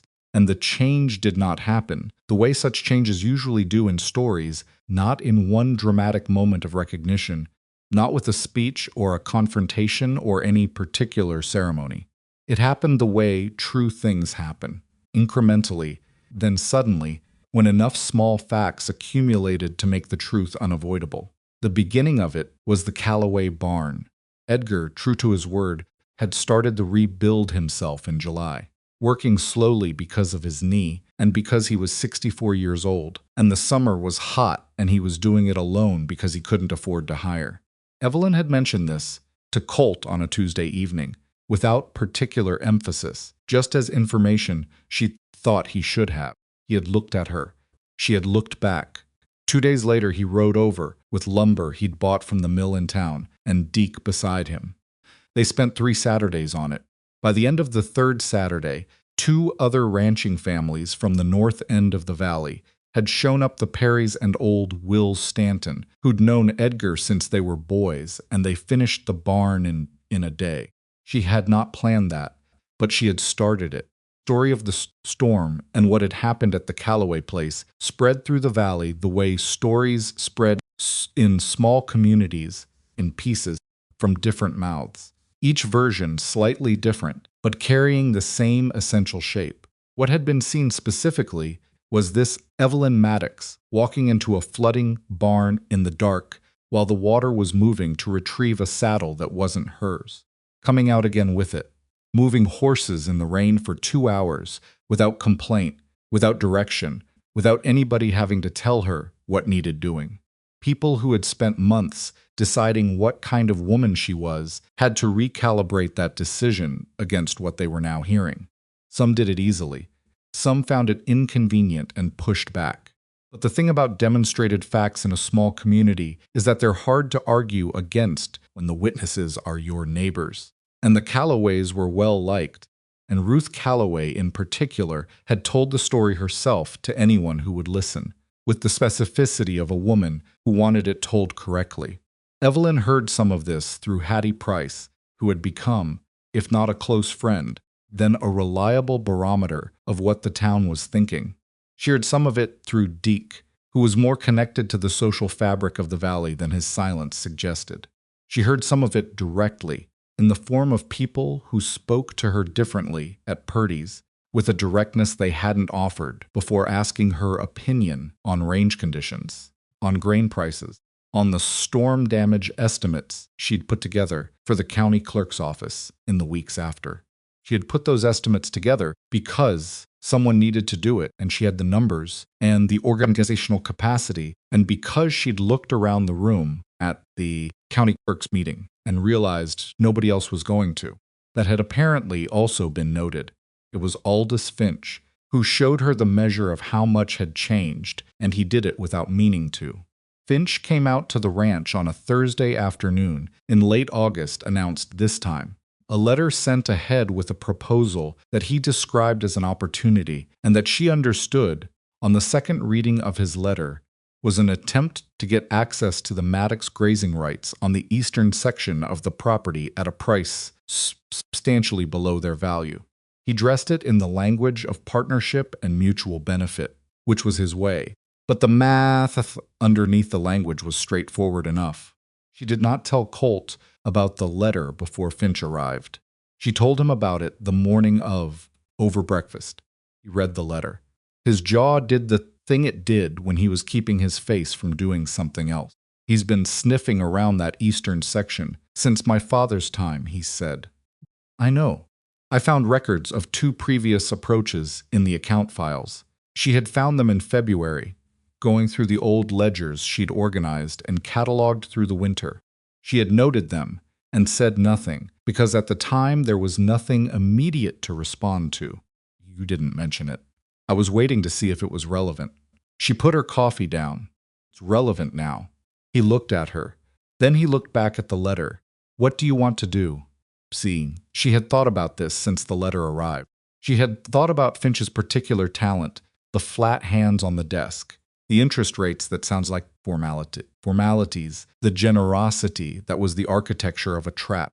She had thought about her father walking out of that bank with $400, and the feeling that everything was going to be fine. I want to be in the room, she said. He looked at her. I want to be in the room when you speak to him, she said. Not in the kitchen, in the room. A pause. He'll expect to deal with me alone. I know. She held his gaze. I want to be there anyway. He was quiet for a moment. Then, all right. Finch arrived at 2 o'clock with his organized face and his flat hands and his talent for making the disadvantageous sound reasonable. He sat across from Colt at the sitting room table, and Evelyn sat beside Colt. And Finch looked at her with a brief registering expression that he smoothed away before it became readable. He'd expected her in the kitchen, too. He adjusted and proceeded. He laid out the proposal in full. It was, as she'd understood from the letter, structured to obscure the actual value of what was being asked for. The number he offered for the grazing lease was plausible enough on its face if you didn't know what comparable rights had sold for in the valley that spring. She knew what they'd sold for. She had asked around quietly, in June, because the eastern section was an asset, and she believed in knowing the value of your assets precisely. When Finch finished, she said, "The Danner lease went for $32 per season per 100 acres this spring. You're offering 21. Finch looked at her, a small recalibration behind his eyes. "The Danner property has better water access," he said smoothly. "Eastern section. Has the same creek access in the south quarter," she said. "I've walked it.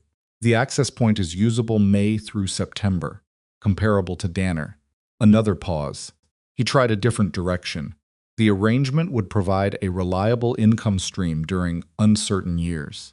"We had an uncertain year," she said. "We managed it." She looked at him without heat, without hostility, with the simple directness of a person who does not need to win an argument because the facts are already on her side. "If you want to lease the eastern section, Mr. Finch, we can discuss a fair rate. $30 per season per 100 acres is where we'd start that conversation." The silence lasted about 4 seconds. In the context of Aldous Finch's professional life, 4 seconds of silence was a significant thing. He looked at Colt. Colt looked back at him with an expression that gave nothing away, which was different from his usual silence in that it was entirely deliberate. He was not deferring to Evelyn. He was making clear that she was not speaking out of turn. Finch left an hour later with no agreement signed, and the particular expression of a man who had gone hunting and come back without anything. At the door he was cordial. He was always cordial. That was the thing about Finch. He was never impolite, which made him harder to read and easier to underestimate until you'd been reading him long enough. After the door closed, Colt sat at the table for a moment. $30 is the right number, he said. "It's the right opening number," she said. "We might land at 27 or 28, but you don't open where you intend to settle." He looked at her with that expression she'd seen first in Reverend Albright's sitting room, the one that wasn't quite surprise, but lived near it. It had a different quality now than it had then. Then it had been the look of a man reassessing his expectations. Now it was something more settled than that, something that had passed through reassessment and arrived somewhere further along. "Where did you learn to negotiate?" he said. "I learned to add," she said. "The negotiating is just arithmetic with manners." He laughed. It was the first time she had heard him actually laugh, not the brief, almost smile, not the contained amusement that occasionally showed in his eyes, but an actual laugh, short and genuine, and slightly startled, as if it had gotten out before he could decide whether to let it. Changed his face completely. She hadn't known what he looked like when he laughed, and she thought, "I want to see that again." She didn't say so, but she thought it. Gerald Hartwell came to visit in September. He came with Thomas, who drove the wagon, and who had grown 3 inches in the year since Evelyn had seen him, and had also grown something quieter, something more considered, in the way that young men do when they've been carrying more than they should and have figured out how to carry it without showing it. She hugged him in the yard, and he hugged her back the same way he had at the wedding, hard and brief, which was Thomas's way of saying everything he couldn't put into words. Her father looked smaller than she remembered. Not physically, particularly he was the same size, but there was something diminished about the volume he occupied, the way illness sometimes takes from the inside and leaves the outside looking like a slightly inaccurate copy. Better than he'd been. Thomas had said in his letters, and she could see that was probably true. Better was doing a lot of work. He stood in the yard and looked at the ranch, and she watched him doing it.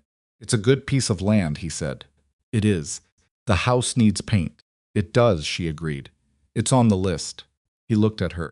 His eyes had the particular quality of a parent searching for evidence of something they're afraid to ask about directly. She understood he was looking for signs of unhappiness, the kind that would confirm the guilt she suspected he'd been living with since the day he'd signed those papers. "I'm all right, Papa," she said quietly. He looked at her for a long moment. Then he nodded, and his shoulders dropped a fraction of an inch, and she understood that fraction as the release of something he'd been holding since October. Colt was decent with her father in the way he was decent with most people, direct, not warm, but not cold either.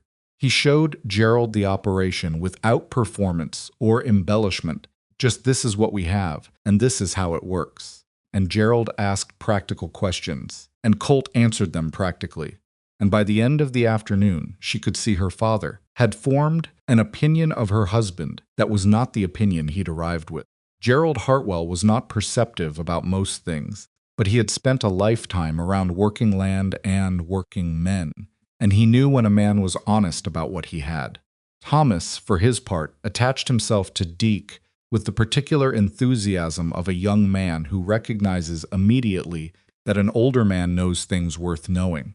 She watched them in the barn, Thomas asking questions and Deke answering them in that low, deliberate way, and she felt something loosen in her chest that she hadn't known was tight. At supper she had made too much food because she always made too much food when she was anxious about something, and nobody complained about that. The table was full and the lamp was lit, and Deke had come in and sat in his usual place, and her father and Thomas sat across from her and Colt, and the kitchen was warm. She looked at it, all of it, the curtains in the window, and the lavender in the ground outside, and the crack in the pump handle wrapped in wire, and the list inside the cupboard door, and the accounts book with her handwriting in the margins. The sound of her father's voice talking to Colt about spring cattle prices in the low conversational register of men discussing something real. Thomas laughing at something, Deke said, a real laugh, the unguarded kind. She looked at Colt at the other end of the table, and he was already looking at her not for any particular reason, just looking, the way you look at the thing in a room that is most familiar to you. She held his gaze for a moment. He raised his coffee cup slightly, the smallest possible gesture, private, just for her. She looked at her plate and felt her face do something she couldn't control and didn't try to. After, when the dishes were done and Gerald and Thomas were settled in the spare room, and Deke had gone to his bunk, she was in the kitchen, banking the stove for the night, when Colt came in from checking the horses. He stood for a moment in the doorway. She could hear him behind her. "Your father," he said. She turned. "He asked me something in the barn," Colt said. Before supper, she waited. He asked if you were happy. He looked at her. He had the expression of a man who has been thinking about what he's going to say, and still isn't entirely he's going to say it right. "I told him I thought you were, but I'd been wondering if I'd told him the right thing." Kitchen was quiet. The stove ticked. "Did you believe it when you said it?" she asked. Considered. He was always honest when he considered. That was one of the things she'd come to count on. "I believed you were settled here, useful here. I believed you weren't unhappy." A pause. "I wasn't certain those were the same thing." She looked at him across the kitchen. This man who had learned to want things again so slowly. It had taken months for her to see it happening.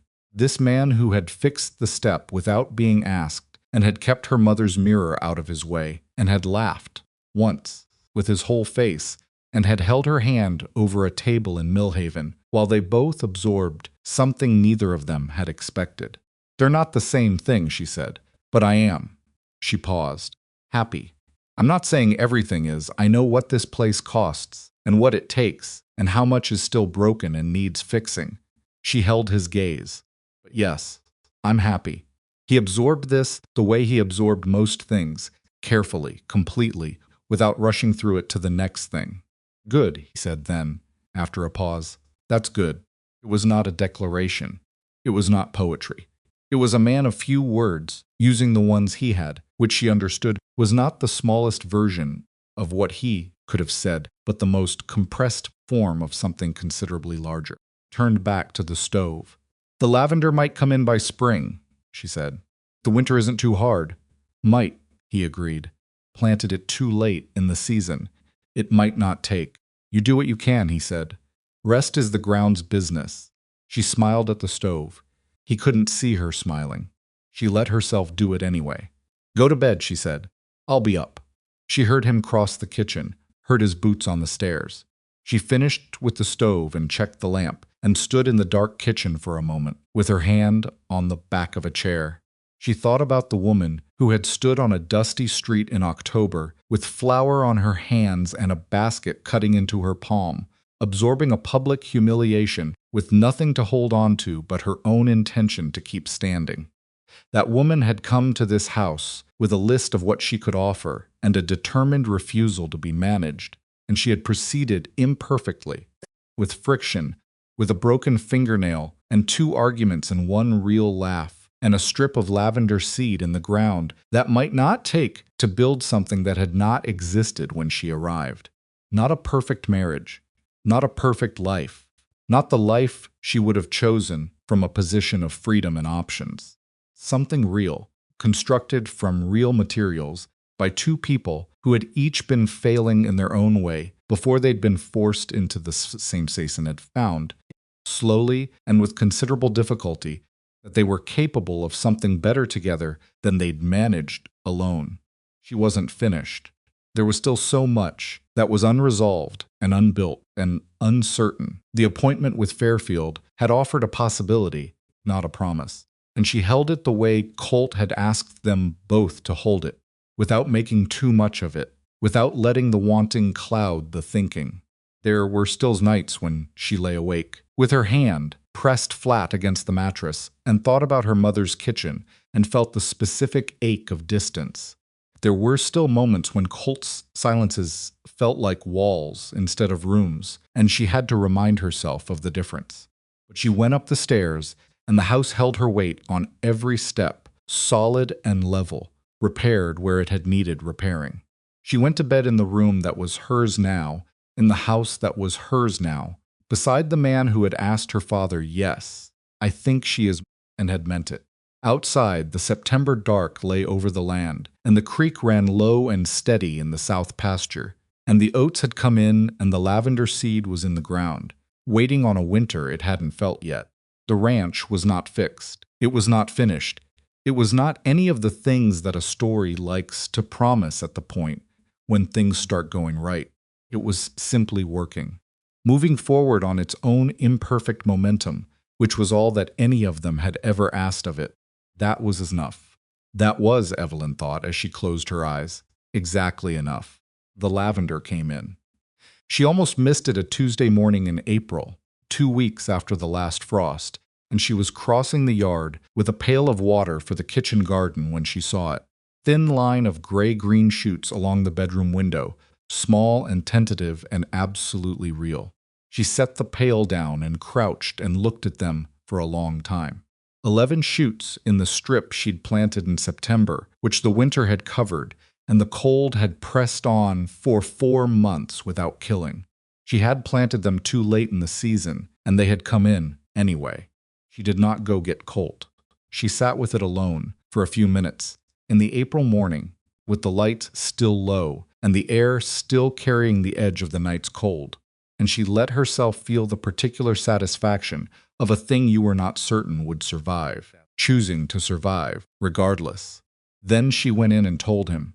He was at the table with his coffee and the grazing accounts, and he looked up when she came in, and she said, "The lavender's up," and he looked at her face for a moment, and whatever he saw there made him set his coffee down and follow her back outside to look. He stood beside her and looked at the 11 shoots. 11, he said. I counted 2. He was quiet for a moment. You planted them in September, I know. Another pause. I didn't think they'd make it. She looked at him sideways. I know you didn't. The corner of his mouth moved. Not quite a smile, but the cousin of one. He went back inside, and she picked up her pail and went to the kitchen garden. And the morning continued the way. Mornings on the ranch continued with work, and more work, and the land requiring what the land required. But the 11 shoots were there, and she knew they were there, and that knowledge sat in her chest all day like a small, warm coal. The news from Fairfield came in May, 3 months after the second appointment, in a letter that Colt carried in from the post without opening until evening. She was at the stove when he came in with it. She saw his face when he looked at the return address, saw the particular stillness that moved through him. She turned the heat down on the pot and waited. He sat at the table. He opened the letter with the deliberateness of a man who has decided not to rush something he's been waiting on for months. He read it. She watched his face. He read it twice. Then he set it on the table and looked at it for a moment, and then he looked at her. "Come, read this," he said. She crossed the kitchen and picked up the letter. Fairfield's handwriting was precise and medical, each word chosen carefully, no unnecessary softening, and no unnecessary hardness. What it said, in the language of a careful man who did not want to promise what he could not deliver, was this: based on the results of the second examination and the tests conducted at the Millhaven Clinic, the prognosis was considerably more favorable than originally assessed. The function had recovered more substantially than the initial injury suggested it might. Fairfield wrote that he saw no medical reason to assume the outcome they had feared was inevitable. He recommended patience and time, both of which were in their possession. She read it twice, the same way Colt had. Then she set it back on the table and stood there for a moment with her hand flat on the paper. "Patience and time," she said. "We have both," he said. She looked up at him. His face was doing that thing it had done in the Millhaven Cafe, that quiet undoing, the loosening of something that had been held tight. For so long it had stopped feeling like tension and had just become the shape of his face. She had seen it once before, and she had thought she wanted to see it again. Here it was.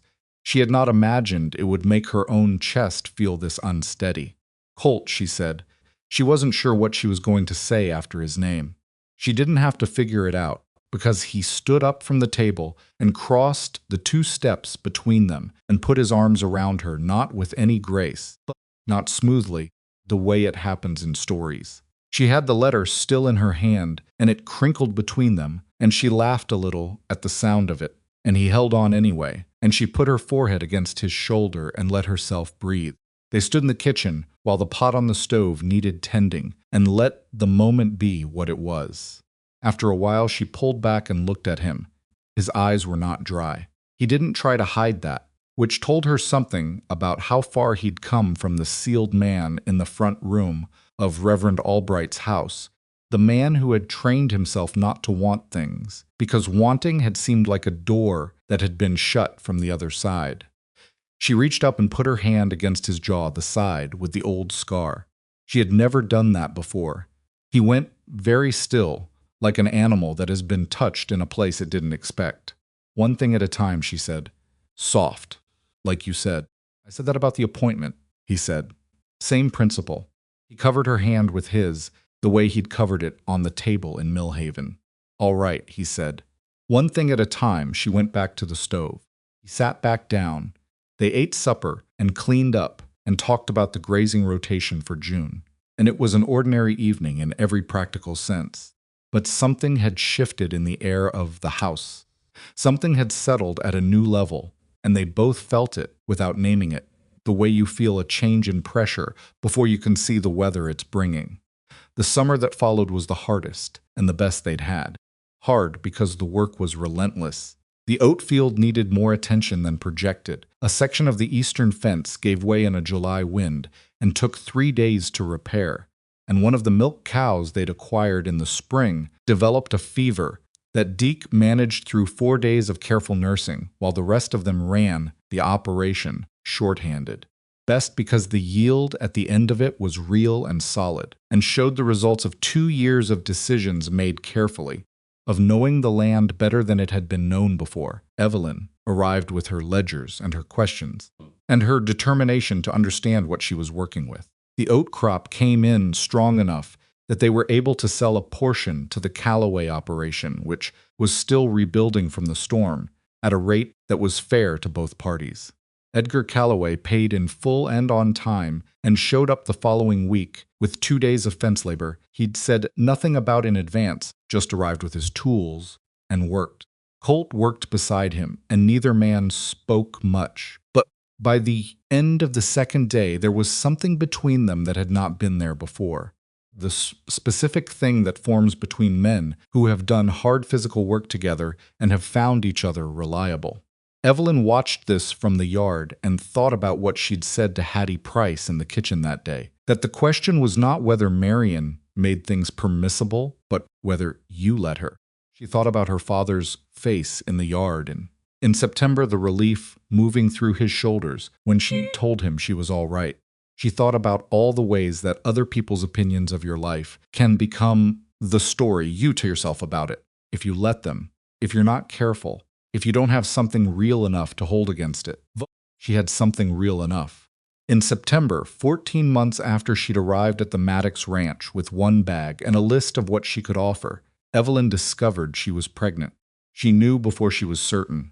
Knew it in the specific way that the body announces things before the mind has had time to organize a response. A quality of tiredness that was different from the tiredness she knew.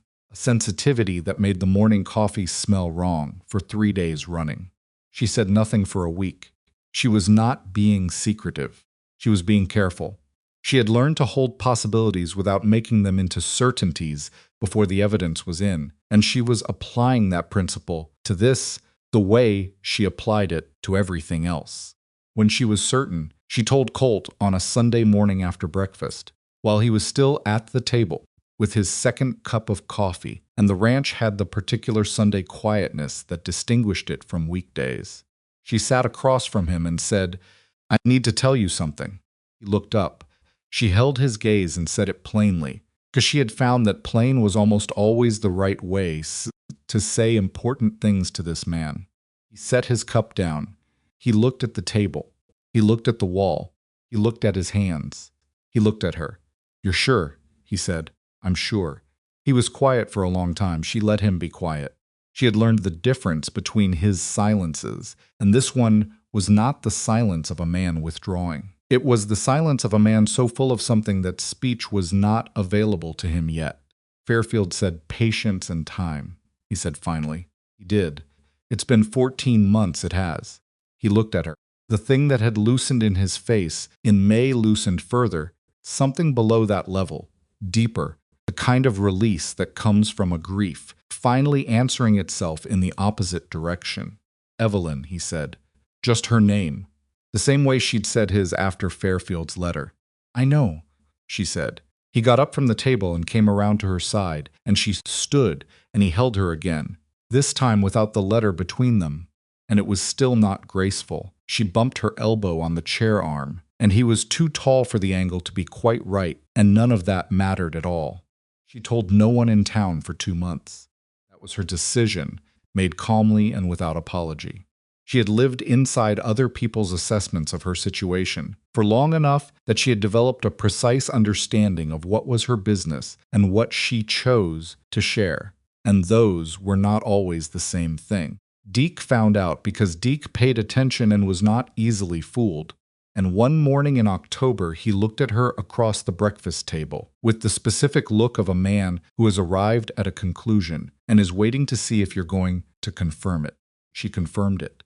He nodded once, and went back to his food, and said, "Good," one word, delivered the way he delivered most things, simply, without ornament, with the full weight of his meaning behind it, told her family by letter.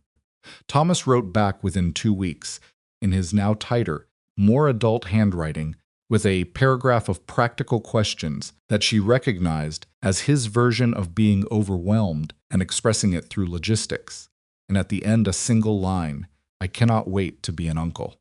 Her mother's letter arrived a week later and was longer and wetter with feeling than Iris Hartwell usually allowed herself, which told Evelyn something about how much her mother had been carrying that she'd never said out loud. Her father wrote a short note in the shaky handwriting his illness had given him and said he was glad, and that was all. And it was enough. The town found out in November, the way things in small towns found out not through any announcement, but through the accumulated evidence of a woman who was visibly, unmistakably, building towards something. Marion Caldwell heard it from someone who had seen Evelyn at Purdy's, and the story reached Hattie Price by the end of the week, who came out to the ranch not with an apology this time, but with a genuine and slightly awkward happiness that Evelyn accepted in the spirit it was offered.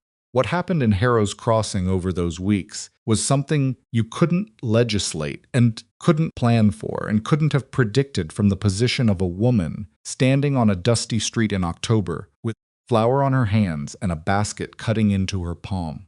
What happened was that a community revised itself. Not completely, not all at once, not without some people quietly declining to revise at all, but enough. Enough that the story being told about Evelyn Maddox changed its shape. She had not set out to change it. She had set out to fix the pump seal and tend the oat field and understand the grazing accounts and keep the house warm through winter. She had set out to demonstrate in the only way she knew how, through the accumulated evidence of daily competence, that she intended to stay and was worth keeping.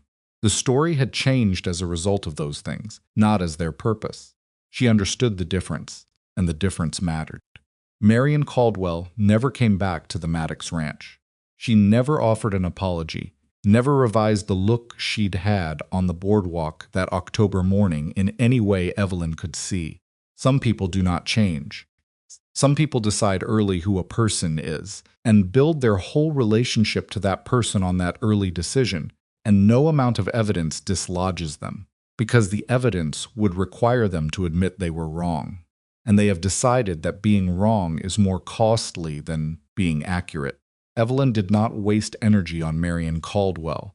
She had a ranch to run, and a child coming, and a field to plan for spring, and she had learned over the previous 14 months that energy was not infinite and had to be directed carefully toward the things that were actually worth it. The baby came in late April, on a Tuesday, as the lavender outside the bedroom window, now in its second year, and fuller than its first, was just beginning to show color. It was not an easy birth. She had not expected it to be easy, and she had not pretended otherwise, which meant she went into it with her eyes open, and her jaw set, and a preparation that was physical and practical, and as honest as she could make it. The midwife, a woman named Clara Buell, who had delivered approximately half the children in the valley, arrived at dawn and stayed through the afternoon. Colt stayed in the house. She had not asked him to, and he had not announced he was going to. He simply did not leave. He was not in the room. Because Clara ran her domain with clear expectations about who belonged in it, but he was in the house, and she knew he was there. And that knowledge was its own kind of anchor through the hours when she was most grateful for anything solid to hold to. Thomas had come from home the week before, anticipating the timing with the instinct of a brother who had been paying close attention. He spent most of the Labor Day in the yard with Deke, doing work that probably didn't need doing, because both of them understood that the alternative was waiting inside, and neither of them had the constitution for waiting. When it was done, when Clara put the child into her arms and said a girl in the flat matter-of-fact voice of a woman who had done this hundreds of times and still considered it worthy of careful handling, Evelyn lay in the bed with her daughter and felt a tiredness so complete it was almost like peace, and she looked at the small, furious, red-faced person who had just arrived in the world and thought, "You have no idea what you've already changed." Colt came in when Clara let him. He sat on the edge of the bed and looked at the child, and then he looked at Evelyn, and she was too tired to monitor her own face. And so whatever he saw there was the real thing, unfiltered and unmanaged. He put his hand out, and the baby closed her fingers around his index finger with the instinctive grip of the newborn, that grip that contains no knowledge but enormous determination. And something moved through Colt Maddox's face that she could not fully describe and did not try to. Some moments are beyond the reach of description. They exist in a register that language can point toward but not contain. She watched him hold still under that grip. This man who had organized 3 years of his life around an absence. This man who had needed her to demonstrate staying before he could believe it. This man who had fixed a porch step and asked if she wanted to come to Millhaven and held her hand over a cafe table and laughed once with his whole face. This man who was not the version the town had decided on, who was not broken or hopeless or any of the other words that had been applied to him from the outside by people who had never taken the time to look. "What do we call her?" he asked. His voice was very quiet. "I've been thinking about Clara," she said. "For the midwife." A pause. "And Margaret. For your mother." He looked at her. She had found the name in the old account books, Colt's mother, who had kept yellow curtains in the kitchen, and dried lavender in the bedroom, and had apparently run this operation with a capable hand for 20 years before she died. Evelyn had never said anything about the research she'd done. She was saying it now. Clara Margaret, he said, if you want it. He looked at the baby. Clara Margaret Maddox, he said, as if trying the full weight of it. He nodded slowly. Yeah, he said. I want it. The years that came after did not erase the hard things. This is important to say, because the temptation in any story like this one, a story of people who came from bad circumstances and built something real, is to let the ending do too much work, to let it smooth over the remaining rough edges, and imply that once the child came and the crop thrived and the town changed its mind, everything settled into something easy and golden and continuous. That is not how it was. Gerald Hartwell died 2 winters after Clara was born. He died in the quiet way that men with long illnesses sometimes do. The cough that never quite left simply stopped letting him rest, and one morning he was gone. Evelyn went home for the burial and stood at the grave in the February, cold, with Thomas on one side and her mother on the other, and she held her daughter on her hip and thought about the man who had signed papers he hadn't fully read and who had spent the last years of his life making peace with what that had cost everyone. He had not been a bad man. He had been a man with more optimism than judgment, which is a specific kind of failure that carries its own specific kind of grief, because you cannot hate it and you cannot entirely forgive it, and you simply have to hold it alongside everything else. She held it. She put it in the place where you put things that are finished. Her mother came to the ranch the following summer and stayed for 6 weeks, and it was not always easy. Iris Hartwell had opinions about the way a kitchen should be run, and a direct relationship with her own opinions, but it was good in the way that complicated things can be good when you stop expecting them to be simple. Evelyn watched her mother with Clara in the yard, the old woman and the small girl in the afternoon light, and thought, this is what survives. Not the debt, not the humiliation on the boardwalk, not the small, careful cruelties of people who needed you to be less than you were. This. Thomas came as often as he could. He had taken over the family property after Gerald died and was managing it with the steady competence of a young man who had learned from watching what happened when things went unattended. He and Colt had developed a friendship that neither of them would have called a friendship exactly, but that functioned as one, built on practical exchange and the particular ease of men who don't require conversation to fill every silence comfortably. Deke stayed. He was 65 by the time Clara was walking, and 68 when the second child, a boy they named James, for no one in particular, because Evelyn had decided that sometimes a person deserved a name that was just their own, arrived without the drama of the first, and settled into the ranch as though he had always been expected. Deke taught Clara things nobody asked him to teach her: how to read a sky for weather, how to tell by a horse's ears what it was thinking, how to fix a pump seal. Pump seal part made Evelyn laugh when she found out. You're passing down my education, she said to him. It's a good education, he said, without looking up from whatever he was doing. He died when Clara was 9 in his sleep, the way people who have worked hard all their lives sometimes do, the body finally deciding it had done what it came to do. They buried him on the north ridge of the property, which had been his particular place, the place he went in the evenings to sit and look at the land. Colt built the marker himself by hand, which was not something he talked about and not something Evelyn commented on. She simply knew it had been done and that it had mattered. The eastern section lease eventually went to a ranching family named Greer, who paid $31 per season per 100 acres, which was $1 more than Evelyn's opening number and $2 more than Finch had offered. Finch tried once more, 2 years after the first approach, with a restructured proposal that was better than the first, but still not what the section was worth. She declined it in a letter of 4 sentences, polite and complete, and he did not come back. She was on the County Land Management Committee, by then appointed in her 3rd year on the ranch after the previous member retired, and 3 separate people suggested her name independently. was not a position with any glamour in it. It involved sitting in the Harrow's Crossing clerk's office on the second Tuesday of every month and reviewing applications and disputes and the accumulated paperwork of people trying to manage competing interests in a finite amount of land. She was good at it.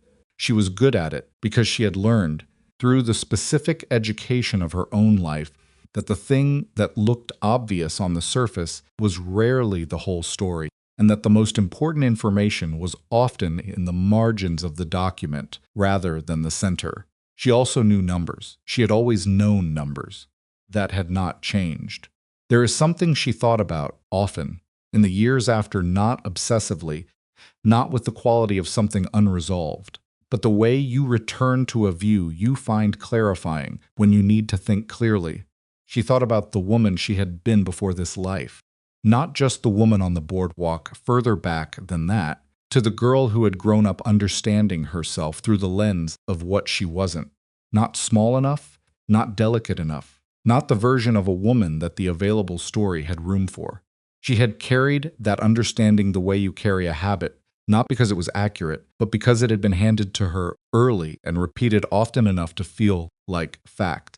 What she had learned, not in one moment, but through the accumulation of many: the pump seal, the cattle drive, the barn in the flood, the negotiation with Finch, the vote on the land committee. The 11 shoots of lavender that came in, despite everything, was that the story you're handed about yourself is not the story you're required to live inside. Sounds simple. She knew it was not simple.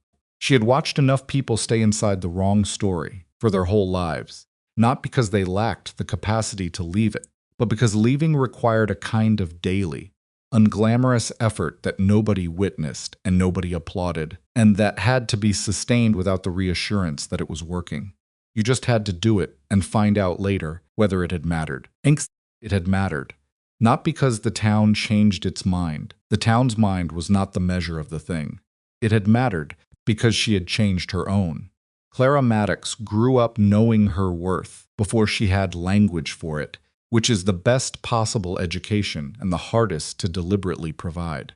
She grew up watching her mother run accounts at the kitchen table, and her father speak to animals with the patience of a man who understood that respect was not contingent on the recipient being able to respond in kind. She grew up knowing that the step on the porch had been fixed before she was born by a man who had done it without being asked, and that this was a form of love, and that love often expressed itself in the fixing of things. She grew up knowing that her parents had not always been easy together, that there had been friction and argument, and the particular hard work of two people learning to share space and agency and decision-making. She knew this because neither of them pretended otherwise, not as a lesson, not deliberately, but simply because they were not people who spent energy maintaining fictions. James, who was 4 years younger and had his father's economy with words and his mother's stubbornness in roughly equal measure, grew up knowing the same things. He grew up knowing the oat field and the grazing accounts and the value of the eastern section lease and what a pump seal looked like when it needed replacing. He grew up knowing the name of the man buried on the North Ridge and why the marker had been built by hand. Colt Maddox became, in his 50s, something he had never set out to be, a man other people came to for advice. Not because he sought the role, not because he cultivated it, but because a long history of fair dealing and accurate assessment tends to be recognized eventually by people who need those qualities in someone they can trust. He was the same man he had always been: few words, no performance, a tendency to look at a problem for a long time before he spoke about it, but the seal was gone, or not gone exactly. More like a window had replaced a wall in that particular part of him, and the air moved through it now without obstruction. She had not done that. She wanted to be clear with herself about that, because taking credit for another person's opening is its own kind of arrogance. He had done it. She had simply been present and consistent and real and had required him to be the same, which was all she'd been able to offer and which had apparently been enough. He still didn't talk much. She had stopped waiting for him to and had started understanding his silences. The way you come to understand a landscape you've lived in long enough, not as obstacles, but as information. She knew the difference between the silence of a man who was troubled and the silence of a man who was content. And she knew that the silence across the breakfast table most mornings was the latter, and that the latter was not a small thing and should not be treated as one. On their 10th anniversary, Colt came in from the barn with a piece of paper folded in thirds and set it on the table in front of her without preamble. She unfolded it. It was a deed transfer. An addition of 80 acres on the northern boundary of the property that she had mentioned once in passing 2 years ago as a parcel worth acquiring if it ever came available. She had mentioned it once and had not brought it up again because the timing hadn't been right, and she'd filed it in the back of her mind as a future possibility. He had filed it too. She looked at the deed. She looked at him. "How long have you been working on this?" she said. "A while." "How long is a while?" A slight pause.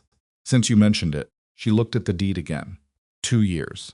He had spent 2 years quietly working towards something she'd mentioned once in passing because he'd heard her and he'd understood what she meant by it, and he'd decided it was worth doing. "Colt," she said. "It's a good parcel," he said in the voice he used when he was deflecting from something he'd done that had cost him more than he wanted to acknowledge. "North water access is better than ours. Makes the eastern section more viable. For Colt." He stopped talking. She reached across the table and put her hand on his arm. He looked at her hand. He covered it with his. "Thank you," she said. "It's a good investment," he said. He stopped. He looked at her. In his face was the same thing she'd seen. Across 1,000 breakfasts and suppers and early mornings and late evenings in this kitchen, the man who had been carefully sealed for years and was now irreversibly and permanently open, not soft, not without edges, just open, in the way that a house is open when all its windows are working and the light can move through it. "Thank you," she said again. He nodded. He picked up his coffee. "The lavender's getting ahead of itself," he said. "Needs cutting back." She laughed. She couldn't help it. He looked faintly pleased with himself, which was the closest he generally got to mischief. "I'll do it tomorrow," she said. "I know you will," he said.